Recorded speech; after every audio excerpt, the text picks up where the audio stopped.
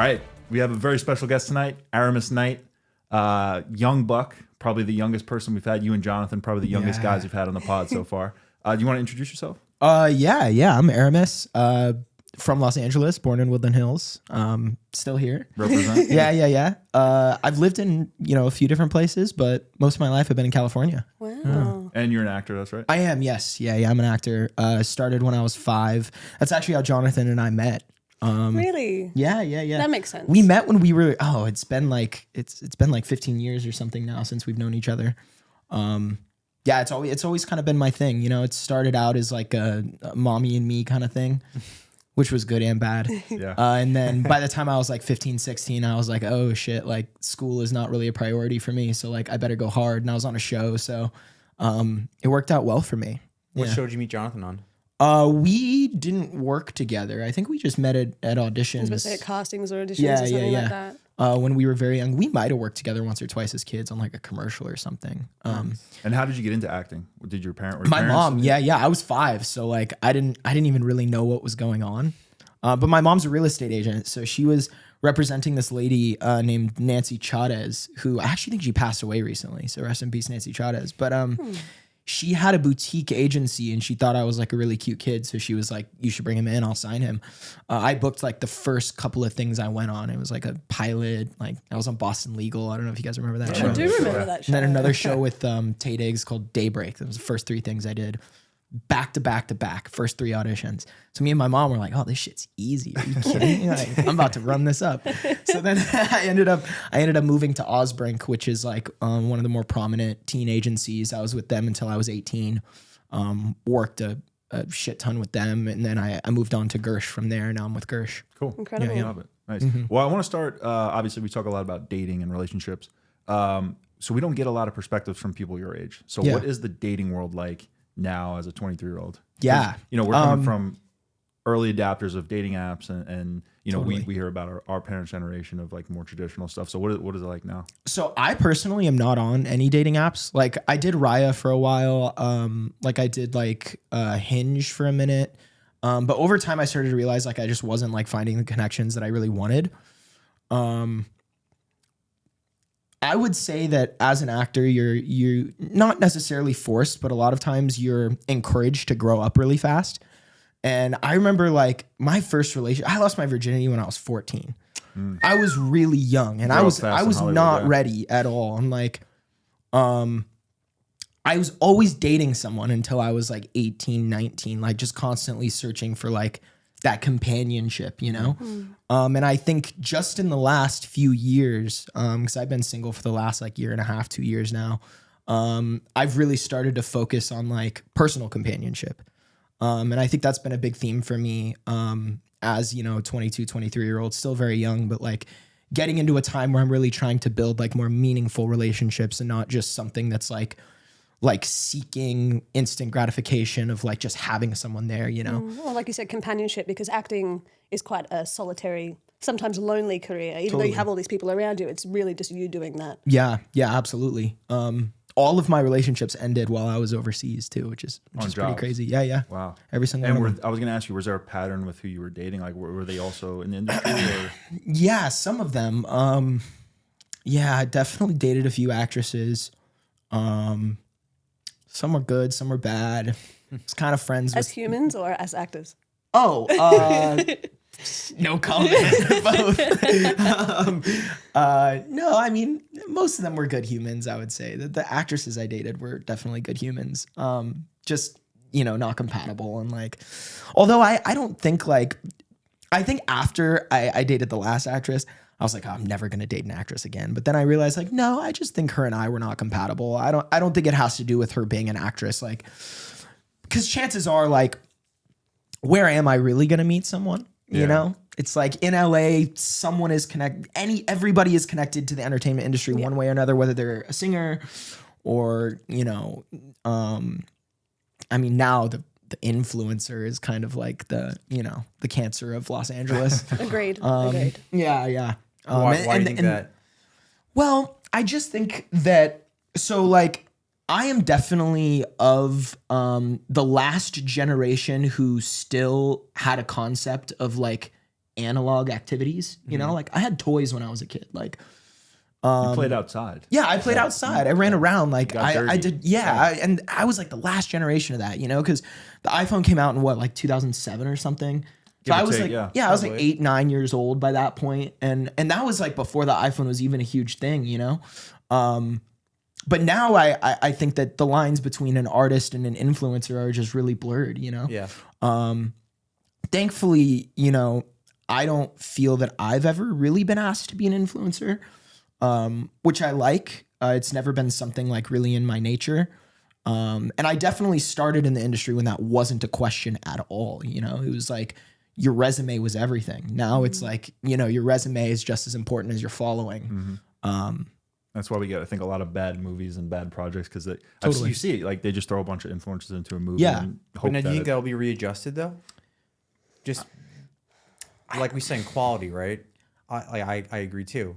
Seeing like a real artist do something like a model or an actor versus chucking in some influencer, I'd rather see the real art being done.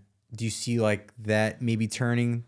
I don't think it will ever turn because I think like, you know, before like an influencer or someone, you know, so many people have 1 million followers now, you know, it's like you could meet someone you've never heard of before. Real or fake, because a lot of people even fake it all. Yeah. 100%, but it's hard to tell sometimes, Exactly, you know, yeah. like, I mean, they say Kim K bought followers, right? Which is like, So I feel like all of them have. Yeah, that. They must have, right? We started like digging into a lot of the following because we hire a lot of influencers to work with us, right? And sometimes it's a complete fail. And digging into it a lot more, I think what you do is you have half a real following and then you buy the next half. So if you have 1 million real, you'll have 2 million, 1 million will be fake. So maybe like Kim K's got 200 million real, 200 million fake. I think that's what we heard. It's And a that makes a lot of mind-boggling sense. number as well. 400 Yeah, million that's followers. Like, crazy. it's I think fucking insane. Ronaldo's got the most followers. In Does the he world. really? he's up there. I know Selena Gomez is up there. Okay. and- Yeah. Interesting. Yeah. One of the Ronaldo's like Kardashian Jenners or 500 something million like or that. something. Interesting. But what we learned we learned some tricks along the way, and for people that buy fake followers, a lot of times, like, so basically the way the algorithm works is Instagram. When you post something, Instagram pushes it out to like a small percentage of your followers, and depending on how it does with them in terms of engagement, then they'll push it out to either more people or not. So if you have fake followers and you're not that big, you can screw yourself over because, like, let's say they push it out to 10% of your followers that are all fake or majority fake, it gets no engagement. And then you realize, like, oh shit, no one else is going to see it. So you can hurt yourself. That's I think that's kind of evil about Instagram. Because I remember when Instagram first started, it was like feeds were just chronological, right? Whoever posted, you would see them. You know, now it's like, And the explore page was fun as hell too. Yeah, you could see, like, right? what other people were doing, who they followed. Yeah, and even the like, things that you were posting I on missed there, I that. feel like it was very much more like genuine, authentic, just you being yourself. And now I think because things are so curated, because people are using it as a legitimate business to be able to like earn money, it's just become such a curated space. Have you ever gone back to like your first few posts? Yeah. I did that the other night. Well, mine aren't up there anymore because I revamped it all. But same. I did that recently. I like deleted a bunch of my so I went shit. to like a friend's, and I went all the way back to like 2014, and it was like him posting like a Sprite bottle, like drinking Sprite, and like that was the caption, like enjoying the Sprite. Whereas if you put that now, you'd be like, are you all right? So we were like getting our feet wet in the social media. My first post ever, I downloaded Instagram. It was like, I was a late adapter, so maybe like 2015. And I asked a friend, like, oh, what do you post? And he said, you just post daily activities. So I was watching Toy Story at 25. And I was like, oh, this is a cool, funny post. So I just posted a picture of the TV of Toy Story on. And I was like, throwback. And now like, it's just like a stupid, ridiculous post. Yeah, totally. I think my first one was like a fat face or something like that. I was like going from like right underneath. Going back to influencers and movies and like it affecting the quality, my thing always is I feel like a producer or like a director who really believes in their film is not going to really be worried about someone's following because they can make a star based on their project, right?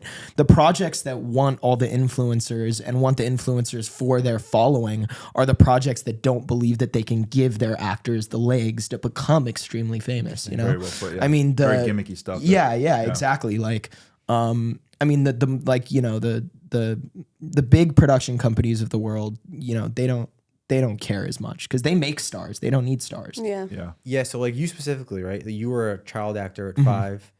How, now that you're 23 and you see somebody who went to acting school, right? And you kind of learned acting on the fly, which I think is kind of better being just thrown into the fire. Yeah. How do you see you compared to a 23-year-old who went to like 5-6 years of proper acting school versus you 18 years of just being in the industry? Yeah.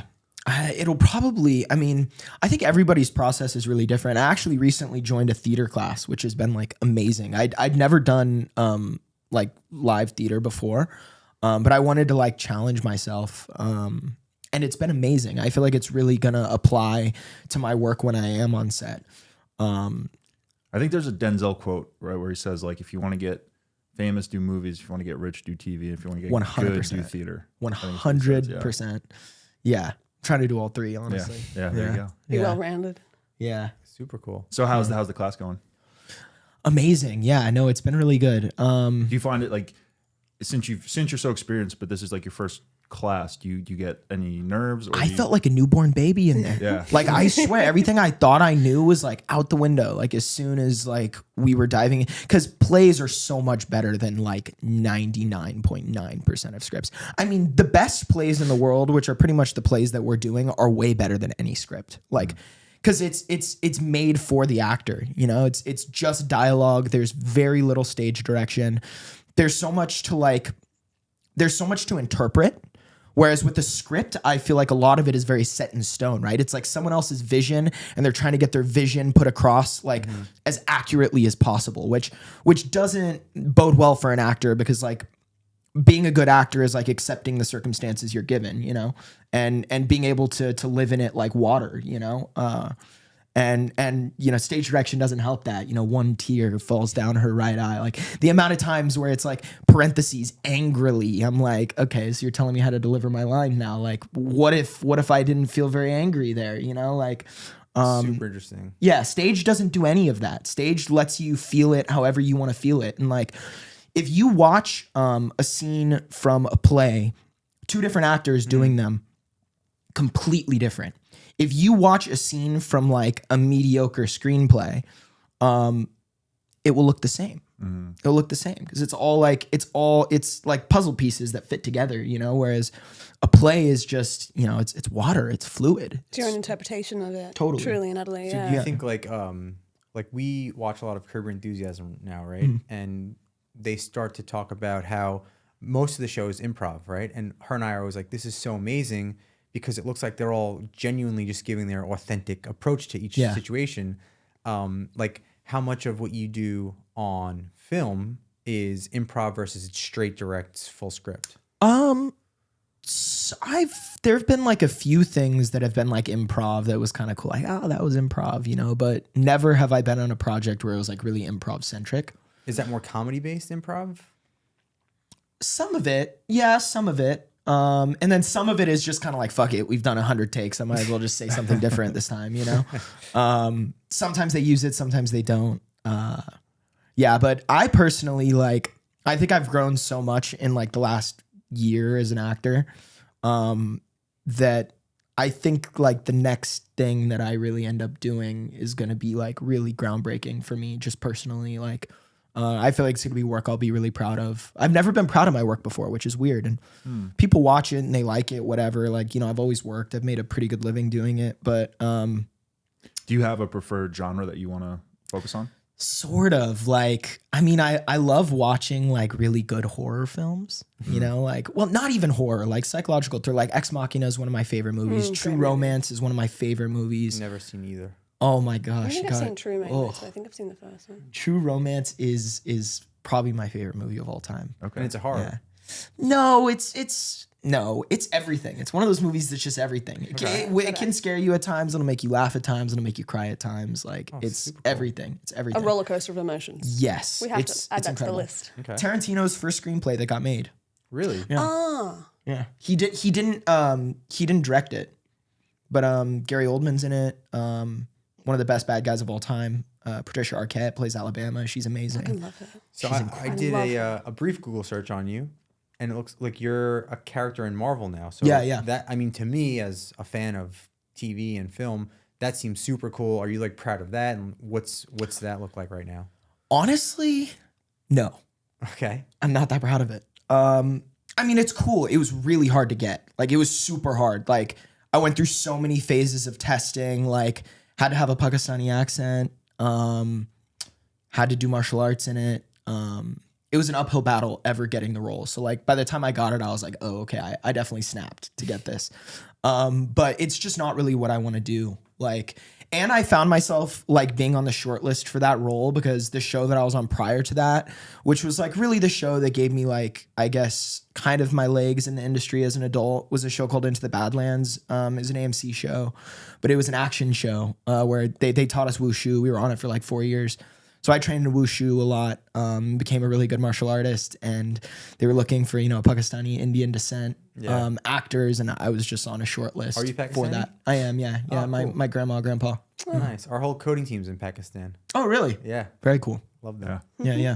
So I was going to ask, it seems like in the past year, like you said, year and a half, you've come a long way in both your professional and your personal life, like in terms of growing. Like, do you think that's a coincidence, or do you think it was kind of like everything started to come together? I don't think it's a coincidence at all. I think that I really started to listen to myself. Yeah, I was like raised by a single mom and love my mom. She's the best. Like, yeah, she's the best person ever. I saw you took her to the premiere, right? Marvel. Yeah. Oh, I took so many people to that premiere. I took my mom. I took my dad. She was first on the list, right? Yeah. Oh, okay. For sure. My dad was like, I don't even know why I brought him, but yeah, I brought all my friends. Yeah, it was really fun. It's a good thing to celebrate. When was sure. that? Not that long ago. May, maybe? Yeah. Ish. Yeah. Something like that. Movie out. Practice. Show. Like 6 Series. months ago or something. Yeah. So yeah, let's. But yeah, do so this. sorry. So you, you. Yeah, no, I don't think it's a coincidence at all. I made like pretty much a pact to like really care for myself. Really within the last 6 months, like not even within the last year. Was there any one thing that brought you to like that? I was sad. Okay. I was really, really sad. Yeah. Didn't have any direction. Even though like from the outside in, everyone's like, dude, you're good, you know, like what do you have to be upset about? Like, but for me, like I just personally inside, like didn't feel like I was doing, you know, the best for myself. Working out has helped a lot. Eating well has helped a lot. Listening to myself has helped a lot.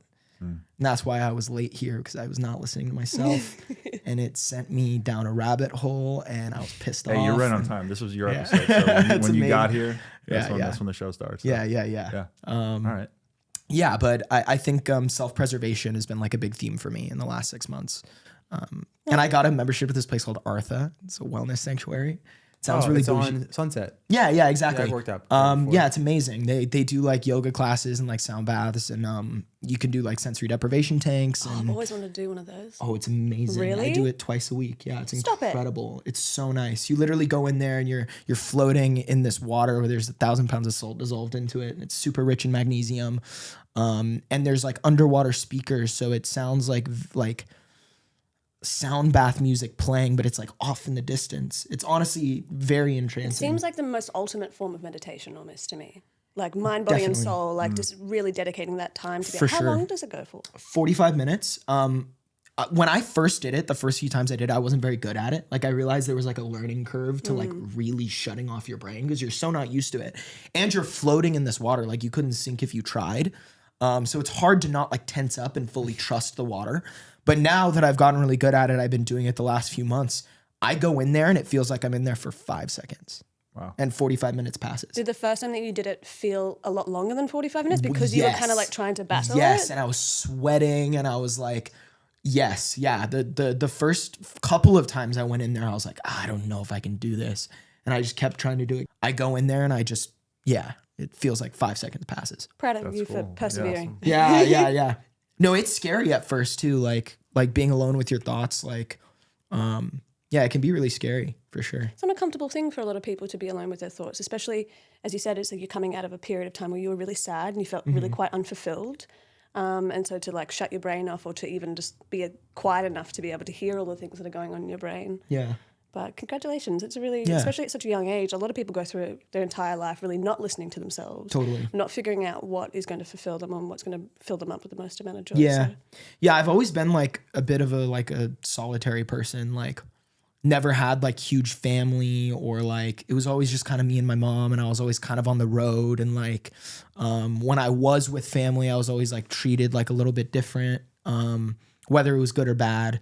And then on my dad's side, I just like never really connected with them because they're super like, you know, very like South Asian American dream. They're first generation in the States, but like my grandparents were like school, you know? So for me, like I was a bit of a black sheep when I was like, no, I'm an artist. Like yeah, exactly. An artist, darling. Exactly. That's what they heard. And that's all you would ever known. You know what I mean? You were 5 years old when you started. Like, Totally. Crack this and cheers, Yeah. Let's drink to that. So Let's your drink drink of choice is a lager, you said, right? Yeah, Wine or lager. Honestly, So any beer. I love beer. Love that. So we got you Common Space Fresh Pills of LA. I love it. Yeah, it's great. Is it? So would that really be nice. like an ideal first date for you, getting a beer with somebody? Ooh, an ideal first date. And cheers to yeah, cheers. Cheers, darling. Cheers. Man, I used I know to what's be the coming. guy. I know what's coming. I used to be the guy on first dates where I'd try and like pull out all the stops, you know, Okay. like, you know, and act super casual about it. But then I started to realize over time, like, that's not really attracting the right person. I have a friend, you guys probably know him. You guys know Tyler Shields? Fucking love Tyler. Yeah, that's you- how I. have That's you how I shot with him That's before, how I yeah? know Jonathan. I've definitely seen photos of you. Have you shot with Tyler before? shot with Tyler so many times. Okay. Like I hung out of the helicopter naked. That was me. That was me. And the Catwoman. The mask. hat? Yeah, dude. Is the I hat was you? flying it. Which hat? Do you know what I'm talking? Like the big hat with the helicopter in the background. He's done a couple of helicopter He's shoots. done a couple of. It was the inaugural helicopter shoot, and he put me in a Catwoman mask and heels and was like, go up there. Yes. And then he Okay. waterboarded me with champagne once. Yes. That was a good time. So Tyler Shields said something, which is, it's genius. He said, when I go on a first date with a girl, I take her to Boston Market. I was like, that is so smart. That is such a You fucking take a Tyler. girl to Elaborate. Boston Market on the first date. You know what Boston Market is? Yeah, of course. Well, Okay. you know what's funny? When you said that you're on Boston Public, with Boston Market. No, Oh, no, Boston Legal. Legal. So when Boston Legal was out, I was super young, and I think you just associate random things together. Yeah. So I would always associate Boston Market with Boston Legal. Oh my goodness. Yeah, but he would say, I always take a girl to Boston Market on the first date because if she wants to go on a second date, you know she's a good one. What I'm Great getting at spot is, though. I mean, good food, and There's I nothing think wrong with the it. There's portions nothing are wrong with it. huge. Yeah, That's yeah. good. There's nothing wrong with it. But trust me, these LA girls do not want to go to Boston No, I Market don't even know most where of one the is time. around here. Yeah, but I exactly. get the point. It could be. Yeah, yeah. It's more of a metaphor. Right. You know, Olive I Garden. don't know if All right, you so you literally. haven't done that as an actual date. No. But my point is that sometimes it's better to not pull out all the stops. Sometimes it's better to just like do something really chill. Yeah. And My true representation of like who you are and what you like to do totally. as well. Yeah. My ideal first date, like right now, would probably be like, I mean, I love cooking. Like, I would love to like, I don't know, I would love to cook. I have a van. I have a really cool camper van. Do you think that would creep a girl out if you want to come see my van, like on a first You know what's date? funny? Actually, I've thought about this a lot before. So my van is not super creepy. It sounds a lot creepy. There's windows. It's like super nice condition. It's like a It's What like kind of van is it? It's a Chevy G20 from You're the like 80s. a camper guy, right? You Yeah, like to yeah. take the outdoors. Okay. Yeah.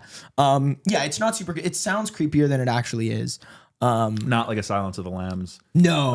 help me No, load it's this like couch. it's like the mystery mobile. You know, it's Yeah. like it's definitely like, you know, it's a shag wagon. I guess that's kind of creepy actually. It's got an air of joy and adventure about it, It rather does, than it does, for sure. anything Yeah. nefarious. But no, you're right. I've thought about that before. Like, I don't know if it's a red flag. Like, if I like pull up in my van on the first date. So that's your everyday ride. No, I Okay. have a Tesla as well, Okay. which I drive around like most of the time. Okay. But yeah, I feel my like the van van's is a like my second baby. date type of situation. I just feel like Yeah. in Do you terms tell them of about it on the first date? Like no, you're no, doing you with us? definitely Yeah. say. Totally, Plant totally. the seed. Yeah, that's kind of what I've come to realize. But yeah, I would say my ideal first date would just be like, yeah, a chill dinner, a drink, meet up with some friends after. I always feel like on a first date it takes some pressure off if you have some group plans after. Yeah. Yeah. It's a good idea. I like Yeah. that.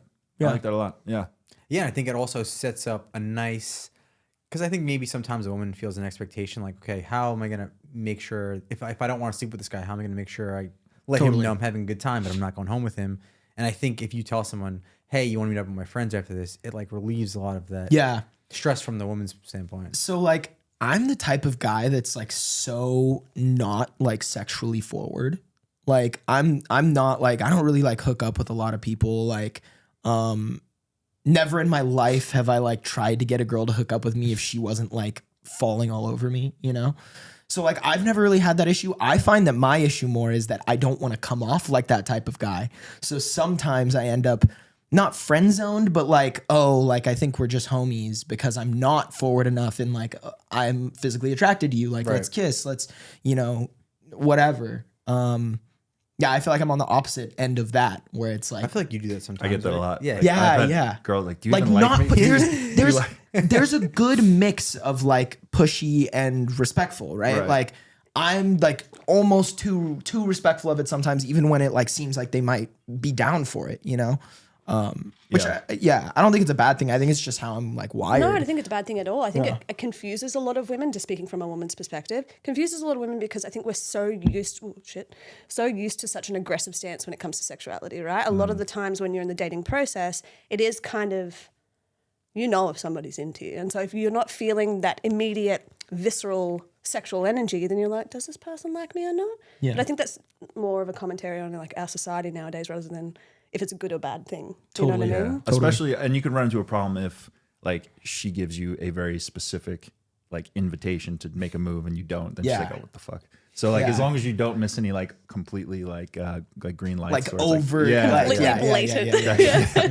Yeah. No, a lot of times like I'll be like seeing a girl or whatever, and like sometimes she'll come on too strong to me, and then it'll turn me off like in a weird way because my speed is pretty slow. You know, like I like things that happen naturally. I don't force anything. So there have been times where I can like tell a girl's like trying to push the envelope a little bit, and it's honestly a bit of a turnoff for me. Do you like the intimacy to kind of be built in different areas before getting to the physical intimacy side of it? Meaning like learning about family, like Just kind of like, I mean, yeah, it could be, you know, questions or information about them, or just kind of like comfortability with somebody. You know what I mean? Intellectual turn on maybe. Yeah, yeah, exactly.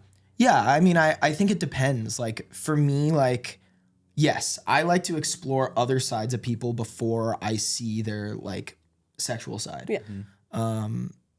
I don't like when the sexuality is so upfront. I think I much prefer it happen naturally, you know, where I learn about like the things that they like, the things that they don't like. Like I like to have all those talks before it happens. I don't want to figure it out while it's happening. I'd like to like speak about it before.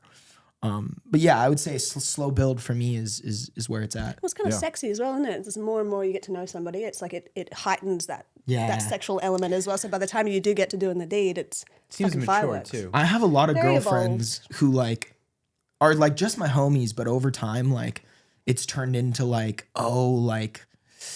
almost a bit of like a power play of them being really pressed about it. And then it's kind of weird, but that goes back to like a healthy amount of, I guess, aggression when it comes to like, you know, telling someone you're like sexually attracted to them. Now these are friends or people that you're interested in? Both.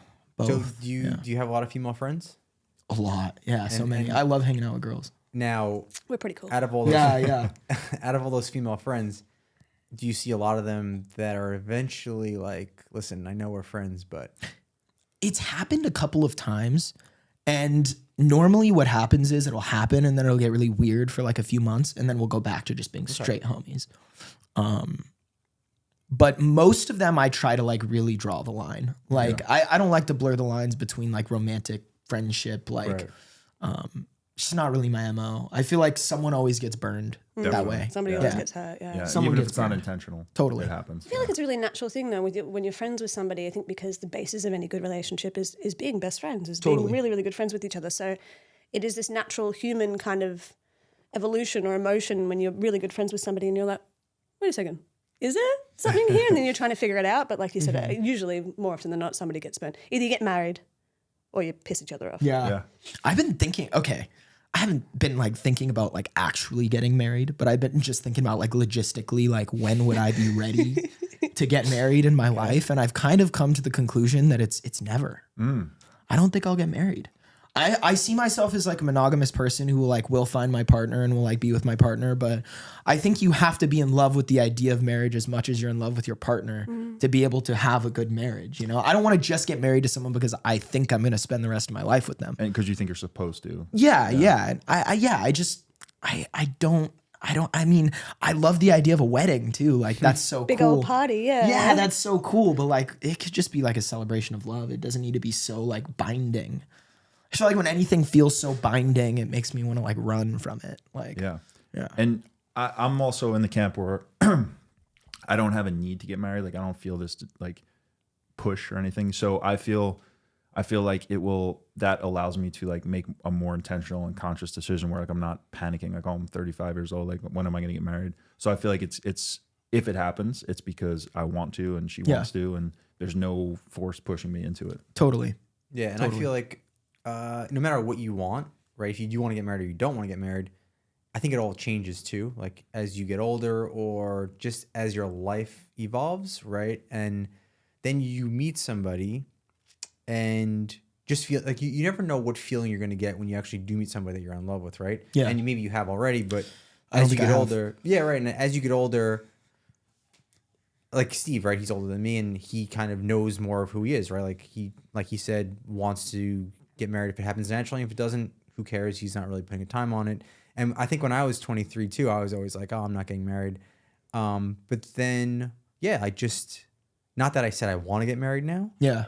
but you start to meet people and you're like, oh shit. One person. I'm generalizing, but yeah, like you meet someone and you're like, there's just this feeling that is a lot different and nothing else really matters. So it's not like you're getting married because you have to or you want to bind together. It's like, no, like I just actually want to start this whole life process with you. And yeah, we don't have to get married, but I think we're both of the same mindset. It's like we're not wholly attached to the idea, the conventions of marriage, right? But it's more so like this. I said a big old party, which is always good. It's like a celebration of love. Totally. But there's just something very beautiful about being like, this is my husband and this is Yeah, my wife. yeah. You know what I mean? Yeah, Like there's yeah. something about Yeah. that, especially for a woman. Maybe it's a little bit heavier handed when it comes to the females. I feel like than it's the males. only like it's the only relationship that's important as your relationship with your parents. Like you're always bound to your parents regardless if you like them or not. Like Yeah.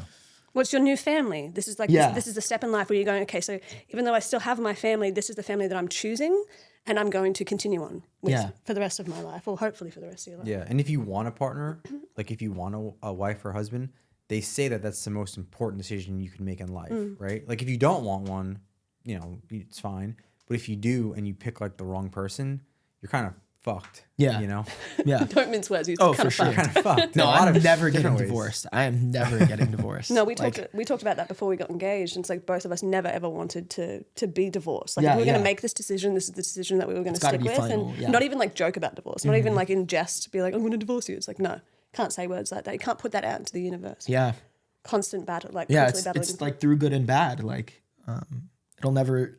Another really good piece of advice that I got like about dating is that it never gets better, which do you I mean? think is amazing. So like I've started to date girls where like there's some good shit and then there's some bad shit, and I'm like, oh, but the good shit, you know, it outweighs the bad shit. The thing is, the good shit never gets better. It's always best right when you first for sure. discover When you it. first meet somebody, that's them at their best. Yeah, Like, We were just talking about 100%. this today. like But by but far the, their the, best. the small red flags that you see when you first meet them become way bigger once you for get to sure. know them. So like for me, I feel like it'll be very apparent to me when I meet someone who I'm like, okay, we're super compatible. Like I see the good always outweighing the bad with this person. Like yeah. which is something I'm searching for. I think I've loved people in the past, but I don't think I've ever been in love with someone where I was just like, this is my person. Like I wouldn't choose anyone else. Well, baby, you still got a bit of time. Yeah, you know what I yeah, mean? for Like, sure. and as you said earlier, perhaps it's like, you know, this mindset of perhaps never getting married is coming from the place that you're putting so much into yourself at the moment. Totally. You're going, I can't really see that because I'm invested in my own kind of growth, my own fulfillment, and then whatever happens after that. Which come. are the steps to be able to give yourself to someone. Right? 1000%. Yeah. Yeah. Gotta love yourself before you can love somebody else. Definitely. Absolutely. So what qualities do you look for? Like what's important to you Oh man. in someone, finding someone? Strong sense of self. Someone who has strong opinions. I mean, I don't want to say smart because that's just really general. Someone with a really good sense of adventure. I'm like super adventurous. That's nice. I like that. Yeah. Someone who's like down to do whatever. Someone who, so like I've had girls be like really jealous in the past. And I've been jealous in the past too. Of your beautiful hair or what? Yeah. I'm jealous of that. Definitely a factor. of something. But I've realized over time that like, you know, if you're with your girlfriend and, you know, you're out in public and some guy is hitting on her, like you could see it as an opportunity to like get insecure and get really angry at him and possibly angry at her. Or you can see it as an opportunity to show her kind of how secure you actually are, you know, like, which I think I've gotten better at recently, like not taking those type of things so personally and seeing it as an opportunity to show trust in someone. That's like the sexiest thing. Like, you took the words right out of my mouth. It's the sexiest thing. Totally. And I learned that from my parents. Like my dad loves to talk, right? Just talks to a wall. But growing up as a kid, you have all the parents around, right? And I always noticed he'd always be talking to like someone's mom, right? And I would look at my mom and be like, oh, dad's talking to the mom.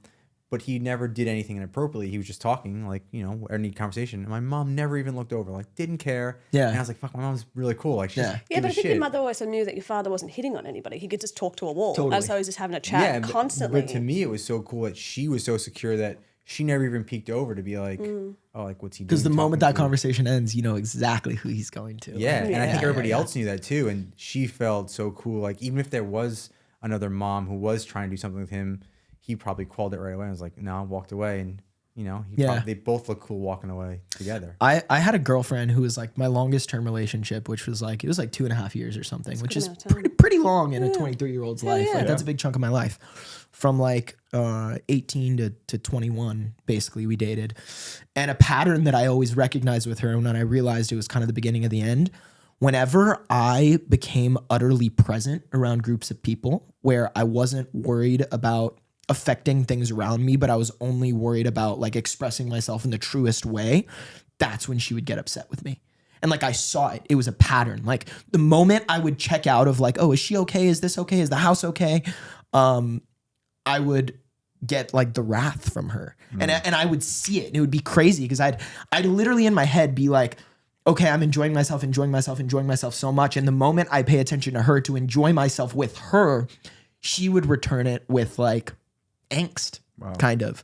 And over time I realized like, oh, this shit is actually beating me down. Like I actually can't handle this. Like someone who's not like willing to see me shine the best I shine, not even talking about like career-wise or anything. I'm just talking about like right now, having like a super open conversation with you guys, like being utterly present. Like, yeah, she didn't like it. She didn't like it. What do you think it was specifically? That she needed the attention, or that she thought you didn't care about her? Yeah, it was just insecurity. And like, I dated a lot of like actress girls before her, and they all know each other. And I think that just kind of started it out kind of bad. That the circle of friends, or the circle of people that can get quite good, because everybody here in Los Angeles, like you were saying, everybody knows everybody, especially within the creative industries. Totally. And also I feel like something about being, I was a model for a very long time. People used to look at me and be like, how can you be insecure? I was like, we are some of the most insecure creatures on earth. Yeah. And actresses as well, actors. It's just because of the constant criticism that you're getting, and you let that seep into yourself, and then it kind of bleeds through to other areas. Yeah. So I feel her on that. Yeah. Yeah, it's very, very astute of you to see that and get out of that situation. And I think... Oh, it was not astute at the time. No, but that shit was not astute. But no matter when it happened, at least you got out of it, right? Yeah, yeah. And I think it took a while, but yeah, it was one of the hardest times in my life, for sure. Yeah, and I think super important is like you don't want anyone to change you, right? Like you are who you are, and like that's who you feel most comfortable being. And I think that's the most beautiful thing. You grow with somebody and you mold and evolve, and like, you compromise. But if someone takes away you at your true self, that's not the person for you. Yeah. I think everyone needs to realize that, Totally. And I think what you said is spot on. It's a mark of not really being compatible if you're constantly trying to change each other. You want to be able to enhance the other person to every degree. That's something I really learned recently. I think in my most recent relationship, I did a very good job of like accepting her for her, even the things like I didn't agree with. Like she was a big, is it QAnon? Is that the like conspiracy theorist? She was a big conspiracy theorist. Like she would just say crazy shit and get like so passionate about like shit that I'm just like, girl, like you're a model. Like you don't need to like be so passionate about this shit. Like no one's listening to you. Like literally. Yeah. But over time I was like, oh, whatever, that's her opinion. But I think before that, like, yeah, I was definitely like focused on like, how can I make this person like the best for me? And it never worked out. So if QAnon is not a deal breaker, what is a deal breaker? That shit's a deal breaker. No. That's what I mean about like those. It got worse. It definitely got worse. Like I knew it from the start, and it got worse. What is a deal breaker now? And early on too, right? Let's say you're on the first, second date with somebody. What's something you'd like to know where you're like, you know what, we're just not gonna. Their relationship with their parents. In what sense? How is it? Like, Yeah, I think the way someone treats their parents is a really good sign of how they would end up treating you. Also, just like goals. Very interesting. Yeah. Very interesting. Yeah, like goals and passions. Because like we seek the love that we know, you know, and like for me, like I knew like a very like coddling love from my mom in like the best way, where she just like she loved me so much that like her love would blind her sometimes from the things that I needed most, you know? And I think now that's a lot of times, or not so much now, I'm trying to get away from it. I was really attracted to girls who would like love bomb me. And over time, I started to realize like a lot of time that's a manipulation tactic, you know, from my mom, it's not, because my mom loves me, you know, she birthed me, but like. Yeah, you literally came out of her. Like she loves you to a degree that nobody really can. Totally. But a girl I've been seeing for like 6 months who's like, you know, trying to love bomb me, it's like, why are you doing that? Yeah. Yeah. That's, yeah, I mean, it's fucking phenomenal that you're so self-aware of these things and you're learning, like it seems day by day, year by year, just what works for you, what doesn't, what you hold near and dear to your heart. And like I said, there's people who are in there. I mean, I know people who are in their 30s and 40s and haven't figured that shit out yet. So I've been really introspective recently about like dating and just like my own self-image. So I think it's like the perfect time for me to be talking about all this stuff. Yeah, you're giving Jonathan a run for his money. Yeah. Really? The Johnny's most so mature interesting. young 20-year-old. So interesting. Just send Johnny him is a very picture interesting. later. Sometimes I like even right now it's hard to remember that you're 23 just having these conversations. Same with him. Like he's 21, right? Or 22. yeah, And when we're out with him, you know, we're in our 30s. He just seems like a 30-year-old. it's quite indicative of child actors. Like I've known a couple in my life, and when I first met Jonathan, I was just telling them earlier. Actually, I was like, I met him, and within the first 2 minutes, I was like, "You're a good fucking human." This is something that he gives off. But having a conversation with him, it does feel like I'm talking to somebody who was, you know, our own age, with the amount of experience that you've had in life. Yeah. Experiences that no other, you know, 23-year-old would have. Totally.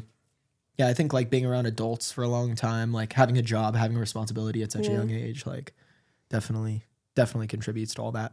Yeah. Yeah. Makes for fascinating conversation, though. Yeah, true. All right, we've probably got about 10 minutes left. I'm gonna hit you with a couple rapid fires, and then we'll get back to a little bit of conversation. Read your mind. I literally just thought in my head we should start shooting the shit. Like really, yeah. All Let's right, do well, it. this will kick it off. All right, favorite drink doesn't have to be alcoholic. It could be anything. Favorite drink, Spindrift. Oh. Yeah, sparkling like Sparkling lemon water. Oh, I know Yeah, that. yeah, Okay, yeah. now that you said yeah, that. yeah, Okay. yeah. It's just sparkling water with lemon juice. Have you ever tried bubbly? Yes, I prefer Spindrift. You're ruining the rapid fire. Sorry, I just had to ask it. It's so important. All right, favorite date spot. One spot. Pache. Oh, that's everyone says Pache. Sorry. Go ahead. Really? Oh, Yeah. Joe, who's you're ruining it the now? Yeah, Pache. At least I did- Favorite sorry. rom-com. Forgetting Sarah Marshall. Nice. Which kind of hurts, but I can't tell No, you guys stop why. it. No, it's great. I can't tell you guys Celebrity why. crush. Celebrity crush, Keira Knightley in Pirates of the Caribbean, or Winona Ryder. Okay. Smoking. Yeah. Favorite sex position. I'm gonna sound like a dweeb missionary, probably. good. Like, yeah. It's a classic. There's nothing wrong with Yeah, it. it's Nothing just wrong like, with it. I mean- My favorite too. yeah. I mean, but it depends on the girl, right? Of course. Yeah, totally. Well, I depends want to on the see girl. her. I want to look in her eyes. Yeah, and, like, exactly, you know, exactly. Make love. You could How look in a romantic. mirror doing doggy. We have done that. Yeah. It's happened. We've done doggy before. Fucking love mirrors. Anyways, I adore them. What do you wear to sleep? Underwear, Okay. just underwear I don't boxers. know why I bet you was a nothing man, but Really? yeah, for some reason. Yeah, or maybe like an animal skin. It's a little too willy Oh, nilly. what animals? It's a little too willy nilly for me to be like naked. Yeah, fair. Yeah. If there's Fair. a fire too. Get Yeah. out quick. Yeah. That's the only reason I don't sleep naked now. I'm like, what's going to get up so quickly? Last one. Do you know the love languages? And if so, what is yours? Yeah. Acts of predominant. service is a Okay. big one for me. Quality time. But I think quality time like feels very general. Like, of course, everybody likes spending time with someone they love. For me, it's spontaneous quality time. Someone who can see the value in like, hey, let's like go to the forest today, or hey, let's go to Palm Springs this weekend. Like that type of quality time where it's like, it's just you and I. Let's go do this, experience this together. And these are what you like to receive or give or both? This is what I like to receive. Okay. Acts of service, quality time. I did see a good quote that's probably recently it. that was like, all time is quality time. And I kind of Yeah. think that's what you were kind of saying. Yeah, totally. It's like, it doesn't have to be like, super like bogged down time where we're like only hanging out with each other, but Staring just into each other's eyes. yeah, Like it's just Kama like comfortable silence is quality time to me. Yeah. I think being silent with somebody is the best friendship or relationship you could ever be in. Where it's like you could just be in a room with somebody and you're both silent and it's not awkward. I feel like that's like a true friend or partner. You also can remain productive together. Yeah. You know, Yeah. it's like impossible to be productive in your own life if you're like constantly talking about each other, you know? Yeah. were And just doing also, that or the being other night. turned on, right? Like Yeah. always having to talk and being turned on, it gets really draining and Totally. it's like, I just want to be quiet. Totally. Yeah. And this is more of a selfish question, and I'm trying to start a movement. Would you ever consider, if you were in a long-term relationship and live with somebody, would you ever consider having separate bedrooms? Yes. Okay. Yes. I much prefer sleeping alone. Yes. Yeah. +1 What's for your the good stance? I was gonna guys. say, what's You your get stance it. on this? Oh, He's- I'm pushing for. You're down very, for it? Very, Yeah. very, very strong on Definitely that not a too. deal breaker, but absolutely not a deal breaker, but something I would Okay, wait. love. Not to say there's Separate- not nights. No, where, no, of course, you of know, course, of yeah. course. Or do you have like a separate bedroom that's just meant for that entire activity itself? So 3 bedrooms? And 3 one- bedrooms? So what I always say is I don't even care how big it is. Like it could be a closet, and I'll take as long as it's long enough, I'll take a twin bed, and she could have a king size bed.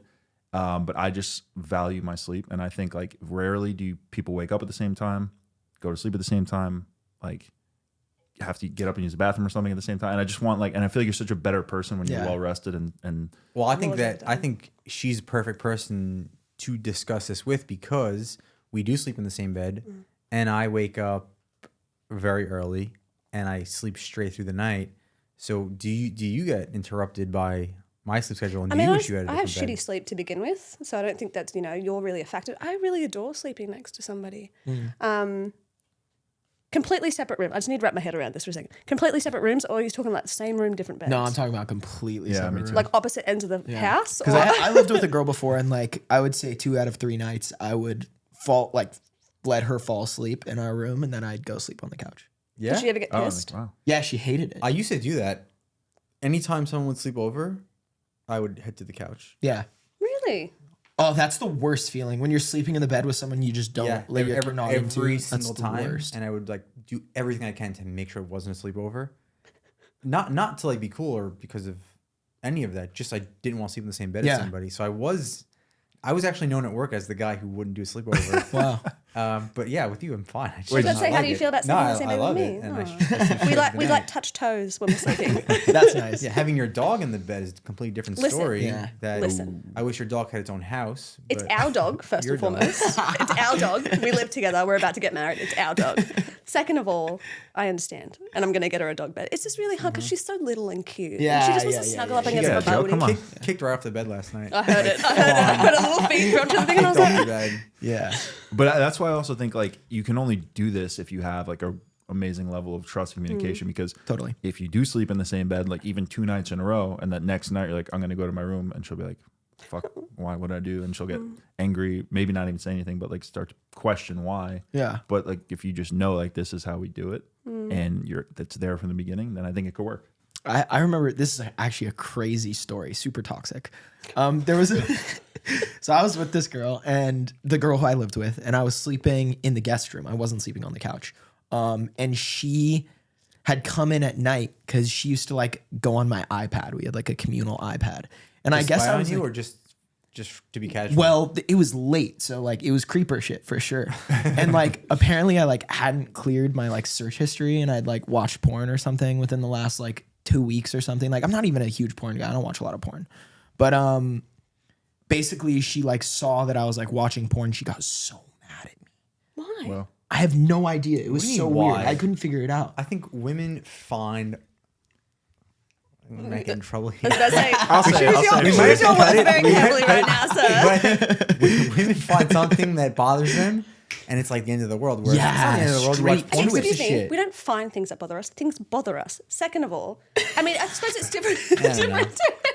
I love this. And I'm being PG about this. Too. Yeah. I suppose it's different for each woman, but like, I would never.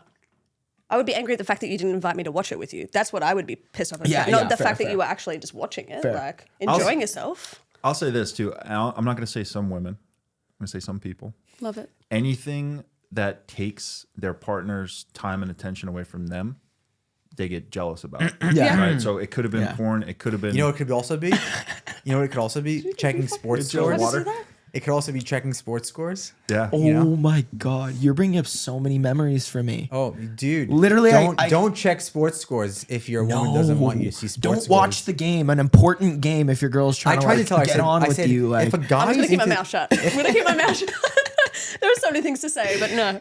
I said, if a guy likes sports, majority of the time, if there's downtime or nothing to do or background music, the sports will be on. Yeah. And that's just, it is what it is. Yeah. Like, it just is what it is.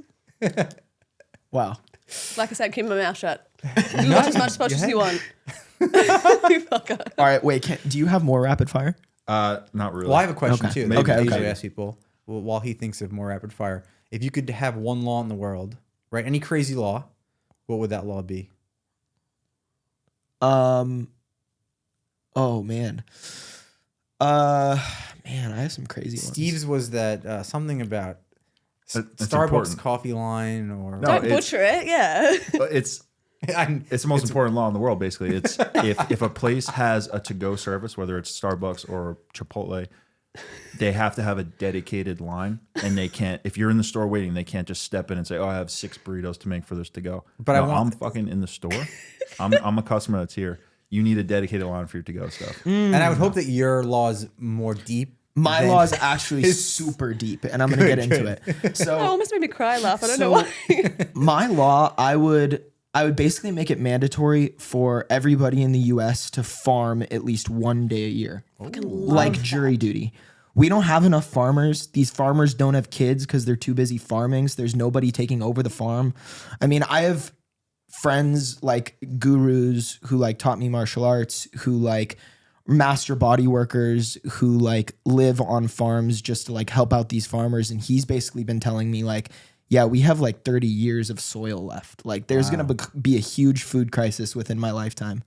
And I also think not only would it solve the like farming crisis, because these farmers, there's like 2 or 3 of them on like 100-acre farms. Yeah. It's fucking crazy all that they're asked to do. They don't have time to have kids, so they aren't going to pass down their farm. They don't get paid anything, even though they make our world go round. And people are way too caught up in consumerism anyway, right? Like everybody goes to Starbucks and gets their to-go order, not realizing the hours and hours and hours of work and life's dedication that goes in to like making that product for you. Everyone's so desensitized to like actually making shit, producing shit. They're just the connection. They just consume. That's why I go to Disneyland and it makes me sick because I see them there, and Walt Disney's like, it's like one of the biggest corporations in the world. You see people walking around, they got their $13 churro in their hand, they got their $40 Mickey hat on, they got their $60 shirt on, they paid $400 to get into the fucking park. They're walking around and they're all so happy about this, and I'm just looking at you like you're a glutton. Like everyone is a glutton funny here. you say that. I saw a meme the other day that said like all the people in LA and New York complain about climate change, and you see like all the cars stuck and like the gas coming out of the cars, and they complain about all the people like living in Nebraska who all live on farms, and are like, why are you complaining to me about the climate? Like you're the problem with the climate. Like That's so true. But isn't it? And I mean, I don't want to get too political, but it's so interesting that like people in New York and LA are like climate. Yeah. We're sitting in traffic with all this gas coming out of a car, and we're like yelling at the people on the farm. Yeah. And people on the farm are like, all right, like, yeah, maybe I could farm a little better, but like you're stuck in traffic in LA. And Yeah, I could go crazy on this. Woke police are like have gone way too far. Oh my, they've gotten my God. way too heavy. The oppressed cultures are not even as upset as the non-oppressed cultures. exactly. Like, Yeah. and it's crazy. So essentially we're saying that if Steve has his own coffee bean farm, he could solve your law and his law in one because you'll have no line. yeah. We're onto something. Perfect. I don't know how it would work, but it's like we all are expected to do jury duty. That's our like civil duty. Like, who cares? Like, You know, in Australia, we have a very prominent exchange program so that people come and work and live in Australia. But for the first, I think it's a month and a half or 2 months of a 6-month trip, they have to go and work on a farm. And they get per diem, they get like paid to kind of be there. Wow. But it's contributing to the Australian agriculture, giving them a better understanding of, you know, the lay of the land and what they're consuming. And then they go off and enjoy Australia. wow. Australia is one of the happiest countries in the world too. Fuck yeah, we are. Yeah, yeah. We're happy people. Well, I think we got to wrap soon because we're about to hit an hour. But Aramis, this has been awesome. I think we want to get you and Jonathan back together. Yeah. Do a round table. Oh yeah, we can really break it down. That would be And awesome. We would love to see you at our Valentine's Day party. Yeah. Jonathan will be there. Okay. Is it on the 14th? It's on the 14th. Jeez. Okay. Yeah. Cool. Where is it? It's at Sky Sky Bar. Bar. Mondrian. Cool. Yeah. Yeah, I'll be there. Yeah. All right. So anything that you want to plug or anything you got coming up that's exciting? Not really. Handle. Any random thoughts on your mind? Random thoughts? Where can people see pictures of the van? On my Instagram. I have quite a few on my Instagram. What's your Yeah. Aramis Knight. It's just okay, and we'll Aramis link Knight. it in the show Yeah. notes. What a Yeah, name. yeah. What a name. It's not my real last name. What a name. That's right. Yeah. Well, man, thank you so much for coming. Thank This you has been guys. awesome. Yeah. Cheers, babe. Appreciate Cheers. it.